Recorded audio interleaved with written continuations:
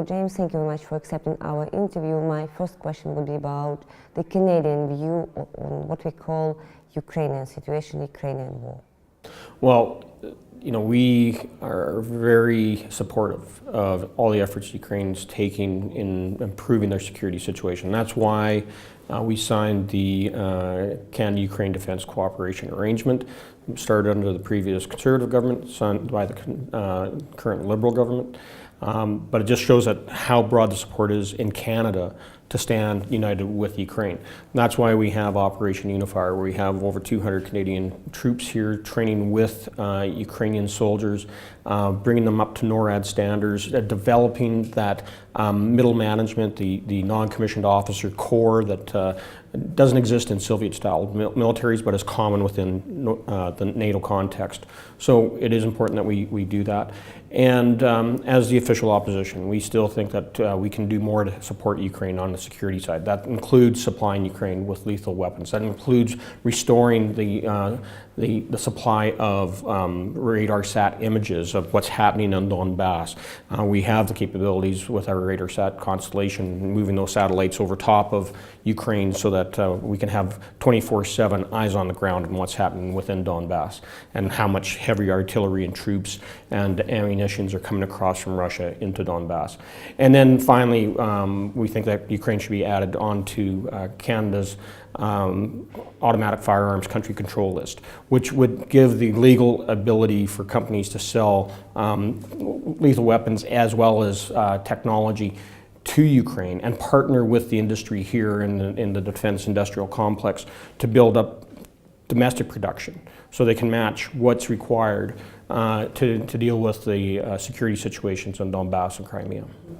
The concept of hybrid war is very much discussed today, and many people are against this definition. This war is not only about military operations, and it's also about sanctions, about blacklist, about information, about you personally are on the blacklist, of Russian blacklist. Please tell this story, and maybe what are the most efficient ways according to you to tackle these hybrid?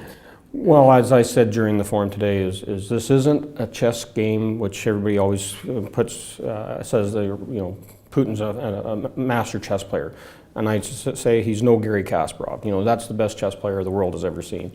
But what we're seeing is, first of all, the most important word in hybrid warfare is war. It's still war, and despite the plausible deniability, which Putin is counting on with little green men, with proxy armies and proxy apologists working on behalf of the Kremlin. It's a poker game, and we have to call his bluff. So that means matching the information warfare, that we have to be more aggressive on electronic warfare, including cybersecurity. And I know within Canada, we're in the process of changing our legislation, so we're not just defensive anymore on cybersecurity, but it will be offensive as well. So it's going to be cyber warfare, and we got to be able to take out the threat on existential manner, and so it's no longer sitting back to your attack. You're going to eliminate the threat as quickly as possible. And as we develop that capability along with our NATO partners, through the defense arrangements that we have with Ukraine, we can share that information, just like Ukraine is sharing with us their experiences in Donbass of fighting Russian electronic warfare, of dealing with the whole problems of cybersecurity, as well as the more modern technologies that Russia has developed in their fighting capabilities. We know that the so-called terrorists within Donbass would never have access to that equipment, access to that type of training. There's only one source of it, and it's called the Russian Federation. What are, according to you, the chances of Putin to win this game, his game, whatever you call it? Well, I don't know if Putin's winning anymore. It's a stalemate, and Ukraine has paid significantly with blood and treasure. But I think Putin may welcome an opportunity to get out of this. So we have to, through the United Nations, as well as other international organizations like the OSCE, can start putting pressure on Putin to withdraw. But that means that we have to continue to stand strong together on sanctions. I think those sanctions should be increased. I know in Canada we've sanctioned now over 300 Russians responsible for the conflict that we see in Donbass and Crimea with the illegal annexation and the illegal occupation. But we have to go farther. And if you look at how the Soviet Union finally fell, it wasn't because Gorbachev wanted to kill the Soviet Union, it's because he couldn't afford to keep it anymore. And we need to make it so financially difficult for the Russian Federation to continue on with their adventurism in Ukraine, in Georgia, in Moldova. We need to break apart the alliances that they have with Iran, North Korea, Syria, and really start to apply the rule of law, which Putin has always ignored. Russia has, signed on to things like the Geneva Convention, the UN Charter, the Budapest Memorandum, the Helsinki Accord, and has ignored every single one of those international documents. They do not believe in the rule of law, but they understand money. Money talks, we got to take away their cash flow.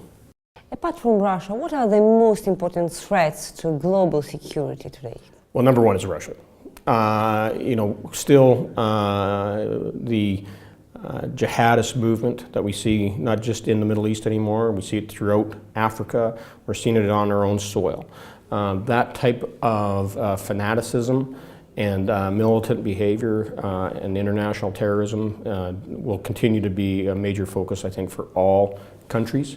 North Korea is again ramping up their testing. I know in Canada we've held special hearings about ballistic missile defense and why we haven't joined with the United States in protecting the continent of North America. Because if you look at the trajectory of any bomb being fired off from Pyongyang and traveling from North Korea over, if their target was the United States, it has to go over top of Canada. And I don't trust that the North Koreans have the expertise to actually hit the mark. And so they might be shooting for New York and hit Toronto. They could be shooting for Seattle but get Vancouver. So it's really important for us to be part of ballistic missile defense, but yet our government is saying no. And maybe my last question about the global conclusions of the year. We are approaching Christmas time, approaching the end of the year. So the question is to be asked about what do you think has changed during this year, and what we are to expect, what we are to hope maybe, or to fear during the next year. Well, from a defense and security perspective, I think the world hasn't seen a whole lot of victories. We finally get ISIS out of Iraq, and now we got a civil war going on there between the Kurdistan regional government and Baghdad. We see a resurgent Iran exercising their form of terrorism, as well as promoting their Shia militia in not just in Iran, but in Iraq, in Syria, in Lebanon, and expanding their sphere of influence with the support of Russia.